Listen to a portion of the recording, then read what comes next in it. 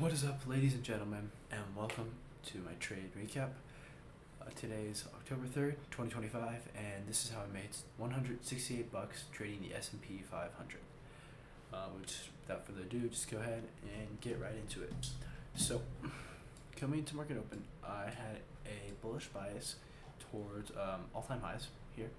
I wanted to see all-time highs get taken out, and after that, honestly, I couldn't tell you, but coming today, I wanted to see all-time highs get taken out, and reason for this is, so we had a very bullish movement from the afternoon session for New York, all Asia, and then London session had swept all-time highs, and then came down, and we were respecting these two bullish fair value gaps, and I wanted to see they respected this, and then I wanted to see it push through this fair value gap right here, the bearish fair value gap, and all the way to all-time highs.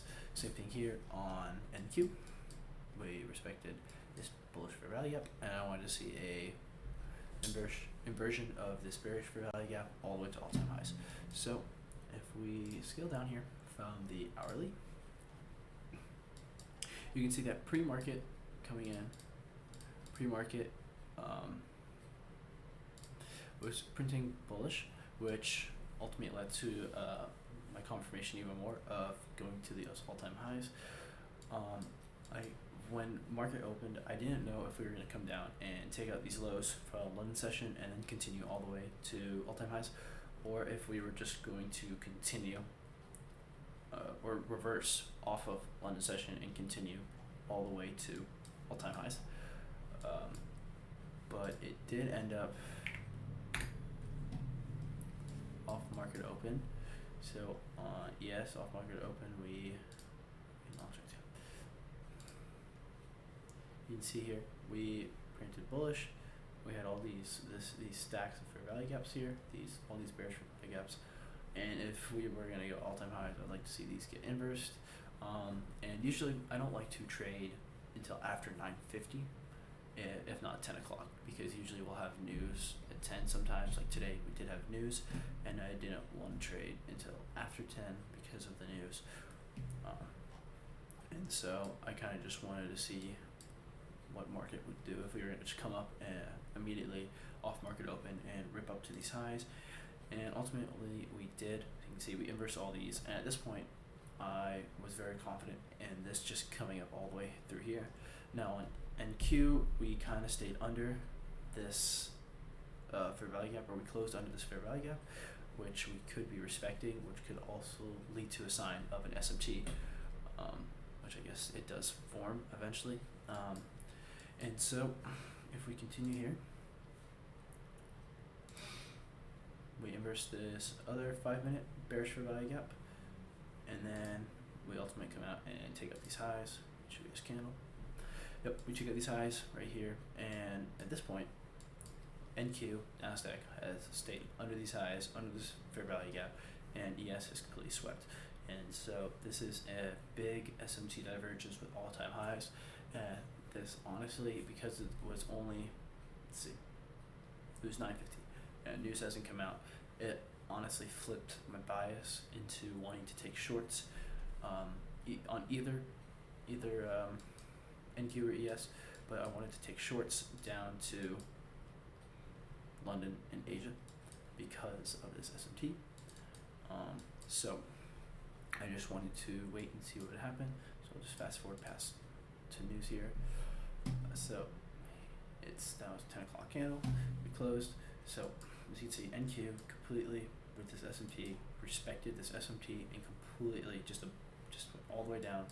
And at this point, this S&P is now invalid because with S&P, because ES was the lagging index, because with an Smt Divergence, the one that does not take out that high or take out that low is going to be the leading index, which means they should hit the area of liquidity before the other one, and that's what happened here. So ultimately we did respect that SMT, so it is now kind of invalid because we had hit it, and I kind of just want to see what market was going to do afterward. So right now on ES, we are in this 5-minute fair value gap, bullish fair value gap. So if we were going to continue lower, I would like to see this get inversed, and I probably would have taken a trade if this had gotten inversed right here to London and Asia, because it would have probably led me to think we would go all the way down and take out previous day lows.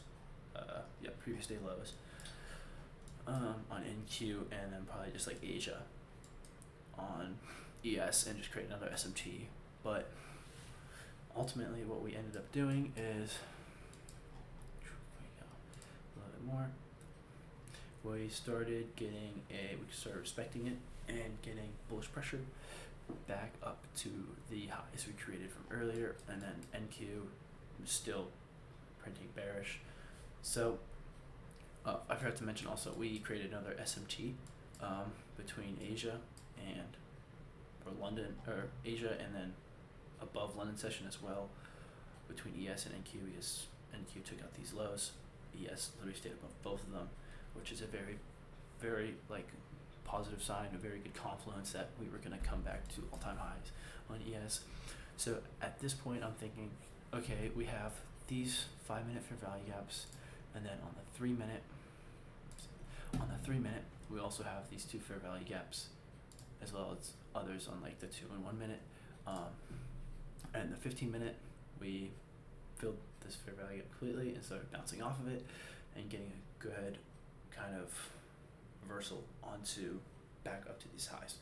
So at this point, I was kind of really pushing for bullish back to all-time highs. So I just wanted to see these two get inverse, and I would enter a long position all the way back up to all-time highs. And so ultimately, that is what happens. We started respecting this, and if we respected this, reversed all the way, and then inversed this gap, I would have taken a short. But I was pretty confident we were going to continue with the SMT, the liquidity sweep on NQ and not on ES, respecting the 15-minute bullish fair value gap and the 5-minute bullish fair value gap.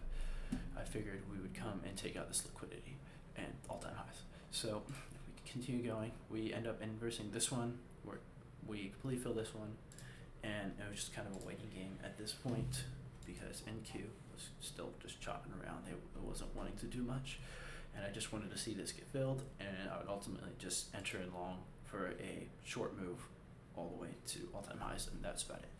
So we create this little pullback, and then we should end up, so if we go, this is on the 5 minutes, so if we scale down here,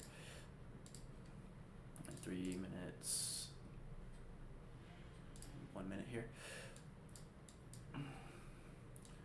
or actually, sorry, 1 minute, we see this big wake up, and this 5-minute candle just closed, so I think it'll show here. So right here, we just inversed it, and so right away, right after we inversed it on the 5-minute, I saw this, and I entered right around here. So this is where I entered, right here. I put my stop at this protected low because we closed above this swing low, so I know this is now a higher high, and then with this protected higher low right here.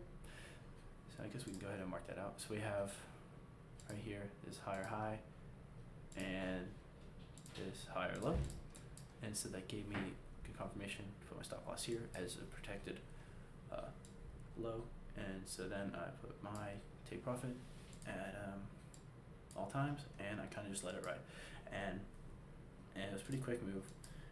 We almost hit it here, and then we get a quick retrace back into this 1-minute fair value gap. We tap into it, get good respect, and at this point with this candle close, I was pretty confident we were going to go out and take all-time highs because we had respected this bullish fair value gap, and so just waiting game, and we ended up taking it right here.